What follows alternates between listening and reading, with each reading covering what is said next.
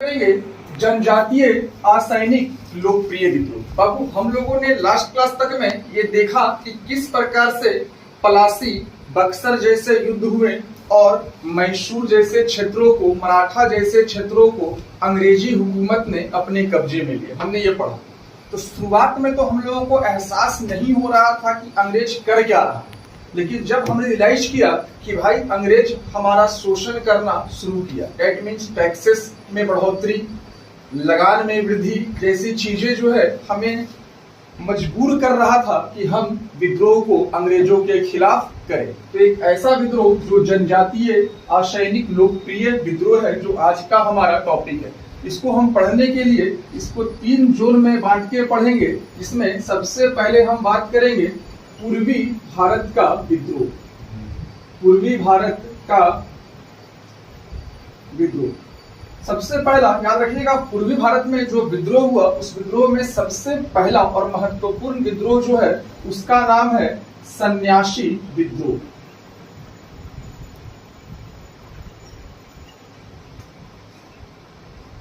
सन्यासी विद्रोह। एक क्वेश्चन आपके मन में आएगा, सर सन्यासी विद्रोह क्यों करेगा? आखिर सन्यासी तो भाई ना जीवन के भौतिक सुख से मतलब रखता है और ना टैक्सेस के लेन देन का, ना आय का माध्यम रखता है वो, तो सन्यासी विद्रोह क्यों करेगा? इसके पीछे का सबसे बड़ा कारण था कि अंग्रेजों ने तीर्थ यात्रा पर भी कर लगा दिया था। आप एक चीज सोचो कि मैंने भी तुरंत कहा कि सन्यासियों का कोई आय नहीं होता, सन्यासियों का कोई आय नहीं होता, तो कहां से वो तीर्थ करके और तीर्थ करने का वो टैक्स दे पाएगा? यही कारण रहा कि सन्यासियों ने विद्रोह जो है वो करना शुरू किया। और ये पूर्वी भारत में ये जो विद्रोह आरंभ हुआ, ये बंगाल में आरंभ हुआ। कहाँ आरंभ हुआ? ये बंगाल में ये विद्रोह आरंभ है। हमने कहा क्या कि बंगाल में विद्रोह जो है वो आरंभ किया गया। बेसिकली बंगाल का जो क्षेत्र था वो मिदनापुर, कहाँ से स्टार्ट किया गया? बंगाल के मिदनापुर से ये आरंभ किया गया। और इसके पीछे का सबसे बड़ा एक और कारण था कि इसी काल में बंगाल में 1770 के दौर में अकाल की स्थिति भी क्रिएट हो चुकी थी।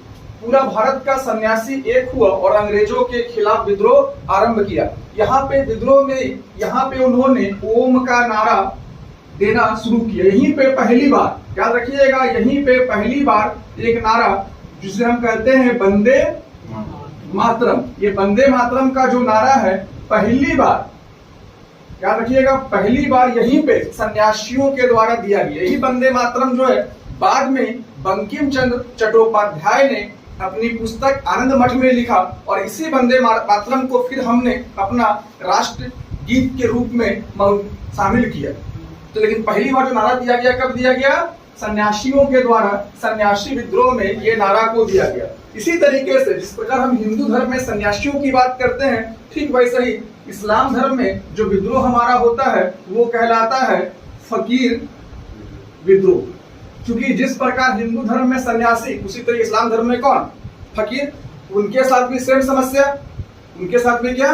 सेम समस्या। बस अंतर क्या था कि सन्यासियों का नेतृत्व कोई नहीं किया, सब मिल के लड़ा। और यहाँ पे नेतृत्व करने वाले एक व्यक्ति थे जिनका नाम था मजनून शाह।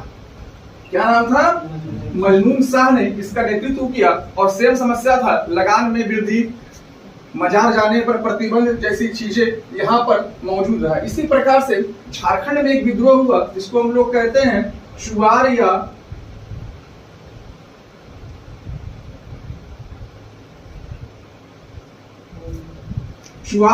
हो विद्रोह। कौन सा विद्रोह? चुआरिया हो विद्रोह। कहा जाता है अकाल जो है लगातार झारखंड के हिस्सों में अकाल लगातार बढ़ रहा था और अंग्रेज मानने को तैयार नहीं था। मतलब कुल मिलाकर एक तरफ तो अकाल बढ़ रहा था, अकाल फैल रहा था, और दूसरी तरफ अंग्रेज जो है वो भूमि कर में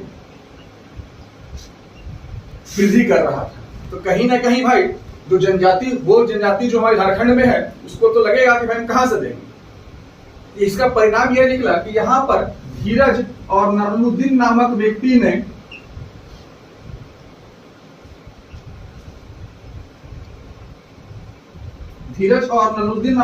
ने इस विद्रोह का नेतृत्व जो है वो स्टार्ट किया। कहा जाता है बेसिकली ये छोटा नागपुर के क्षेत्र में होना शुरू हुआ। ये लोग किया क्या कि पूरा नगाड़ा, ढोल जैसी चीजों को लेकर बारहूम जैसे क्षेत्रों में राजाओं के साथ मिलकर इन्होंने विद्रोह को आरंभ किया और तमाम हो जनजाति और चुहार जनजाति के लोग एक होकर अंग्रेजों के सामने विद्रोह को करना शुरू किए। देखो, सन्यासी के विद्रोह को वारेन हेस्टिंग ने दबाया। जब वो गवर्नर बनकर आया भारत में, उन्होंने इस विद्रोह को दबाने के काम को किया। जबकि फकीर विद्रोह लंबे समय तक, याद रखिएगा, फकीर विद्रोह क्या रहा, लंबे समय तक चलता रहा। और चुआर विद्रोह में अब हम जानते हैं क्लाइंट को कि सर चुआर विद्रोह का खर्च बढ़ रहा है, अंग्रेजों से लड़ा खर्च करना होगा ना, तो इसके लिए एक अलग से एक खर्च सुनने लगा था, इसका नाम था बिग खर्च की वसूली की। ठीक है।